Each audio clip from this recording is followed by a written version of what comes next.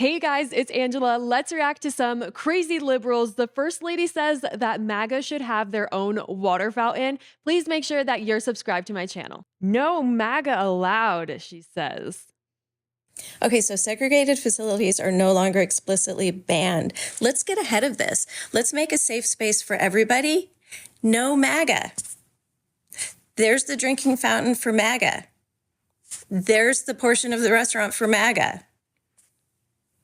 Okay, so I found the article that she was referring to. It says segregated facilities are no longer explicitly banned in federal contracts. It says after a recent change by the Trump administration, the federal government no longer explicitly prohibits contractors from having segregated restaurant waiting rooms and drinking fountains. And so this lady's response to this article, which is by NPR News, is that we should segregate MAGA people. So this lady basically wants to contribute to racial prejudice and stereotypes, all because she read an article from NPR News. And what I find really interesting about this lady's video is that the Democrat Party was the one who was for slavery. They wanted to expand slavery, and it was the Republicans who, with the 13th Amendment, abolished slavery. So sometimes you kind of wonder which party is best to be on. And here we have a lady who is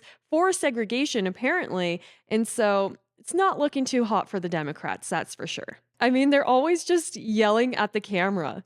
You know what, bitch? I'll be happy today somebody come up in that orange motherfucker house and Luigi Maggiano that motherfucker, right? You know what? That's gonna get me put on a watch list. I'm joking. But just know that I'm not saying thank you to that fucking racist bigot.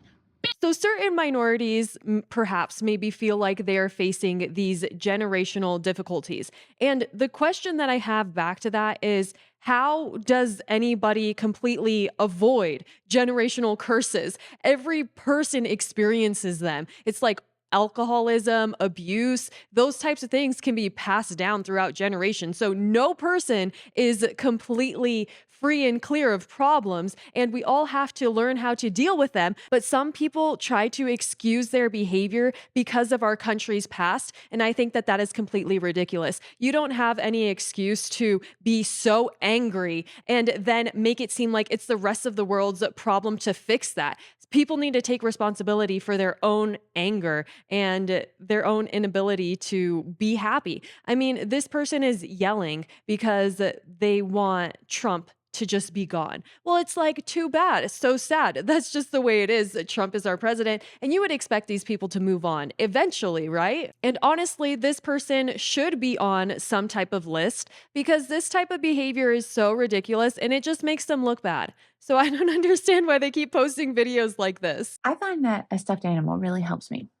So, when I think about the resumption of hostilities in Gaza, or the fact that the executive branch is now ignoring orders from the judiciary, or the betrayal of the Democratic senators who let the continuing resolution through against the will of their constituents, or, everything.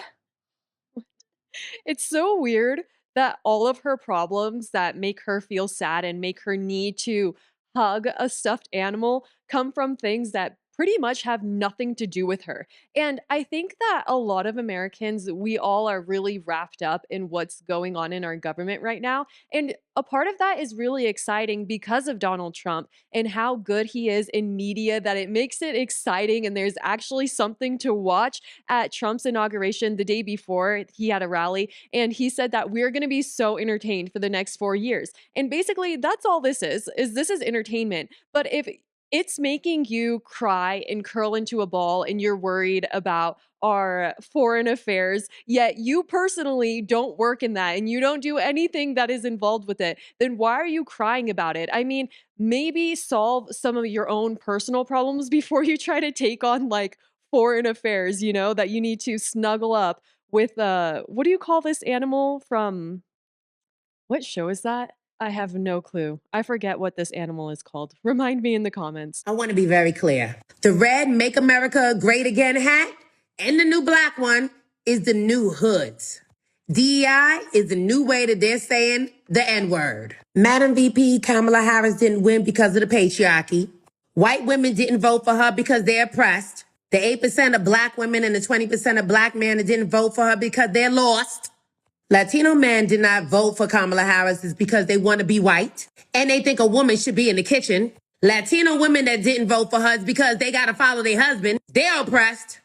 Arab Americans that voted for Trump, especially the ones that live in Dearborn, Michigan, because of your support of Gaza, he is now about to make it the Riviera of the Middle East. Just a reminder to stay woke. I'm not talking about the word woke that they're trying to use now. I'm talking about woke. As always, have the day that you voted for.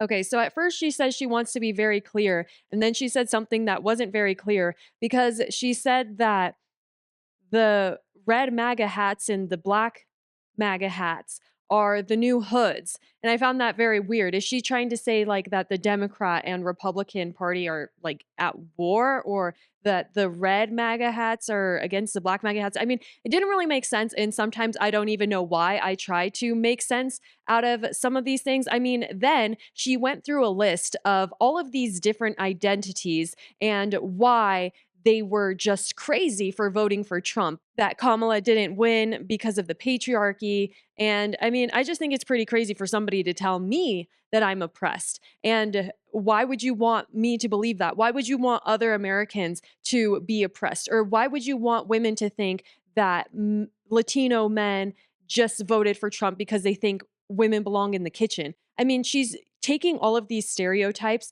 and using that as the reason for why Trump won. And this is why Democrats are not learning from their problems, because they've tried to make their entire party about being a woman or having all of these identities. And what Trump was doing was just saying, you know, we are one united country. We are called the United States of America, and we all want the benefit for everybody. It just doesn't sound like her message was very positive. There's many reasons why Donald Trump won, and at the same time, there's many reasons more why Kamala Harris lost. And honestly, I don't think that much of it had anything to do with her being a woman or her being of a certain race, because we've already had a black president before. And so he proved that a black person could win the election.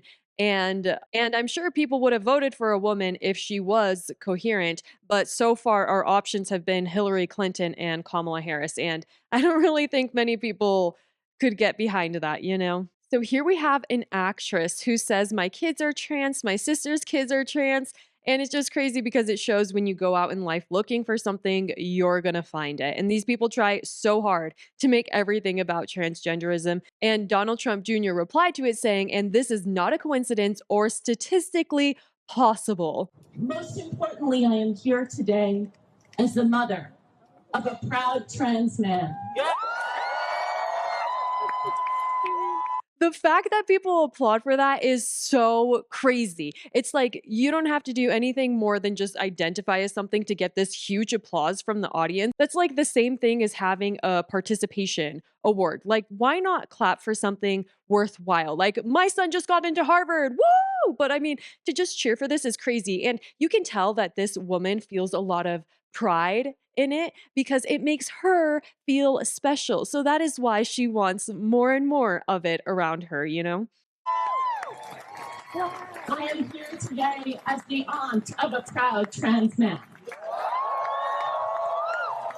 My best friend's kid is trans, and my kid's best friend is trans. And my microphone is trans, and my shoes are trans, and my hair is trans. It's like just everything is some type of transformer thing around her. And I don't think that anybody else believes that this is innovative or creative. They're just falling for some type of agenda. It's nothing special, honestly. My wife and I, our lives. I mean, why don't we applaud for just like straight people? Like, my 15-year-old son just got his first girlfriend. Woo! Like, and everybody would go crazy for that. It's just weird that people expect certain attention that nobody else would get attention for, like their gender identity if they're straight. It's just kind of bizarre. It's very bizarre. Are filled with the most amazing, beautiful, brave trans people, young and old, but especially young.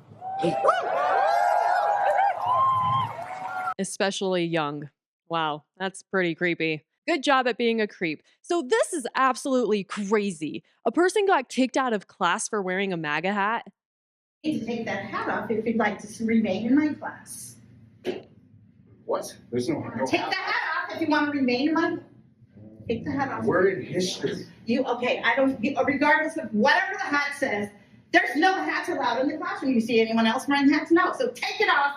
It's very disrespectful to the class. Disrespectful to who? You? Just take the hat off right now. I'm not taking the hat off. You want to take the hat off, or you want to keep it on? Then you can keep it on outside of my classroom. I'd be more than happy to. Class sucks ass anyway. Good. You teach history. You teach history. I'm gonna teach you what the right history is. You still got this stupid ass Gulf of Mexico up there? It's Gulf of America. Gulf of America. Mexico, All right. Hey, have fun in this punk ass classroom. Get out.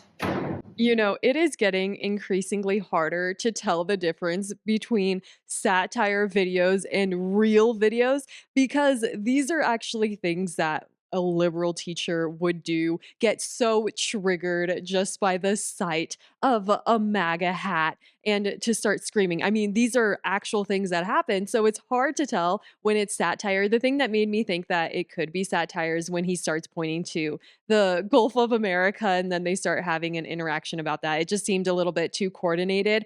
But it is pretty wild that some people are so emotionally charged and triggered by just seeing a MAGA hat and knowing that so many people voted for Donald Trump. I find it kind of bizarre. Like, I don't think that this has ever happened. Usually, don't we just get a president and then after the election, it kind of cools down and everybody forgets about it? But I don't know if liberals are just going to be freaking out about having Donald Trump as our president for the next 4 years. We saw so many liberals crying around election time, but what's crazy is like they're still crying, like they're still not over it. It's as if they have just gone through the worst breakup in their life and they can never get over the fact that Trump got elected. Please make sure that you guys are subscribed to my channel. We have a lot of content coming up in the next few days, so be on the lookout and I'll see you next time. Bye.